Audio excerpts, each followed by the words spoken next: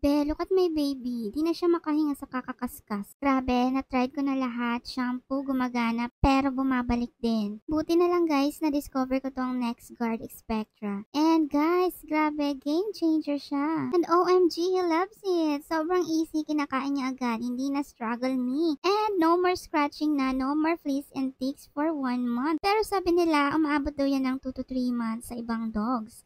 Ewan ko lang sa aso ko kasi first month pa lang naman niya ito. Tingnan niyo siya ngayon, chill na, happy na, and finally, peace for both of us. Ang saya lang makita siya na komportable. Kung ganito kay scratching ang dogs nyo, you should try this. Trust me, balikan mo ako kung hindi to gumana sa aso mo. Kaya naman kung gusto mo ma-protect yung dog nyo against all of these parasites, lalong-lalo na sa mga ticks and fleas, garapata, 1 to 2 months mga auntie, pwede nyong i-check out yung link nito sa my description box kung saan ko na-order yung pinibili ko sa alaga ko. Yun lang.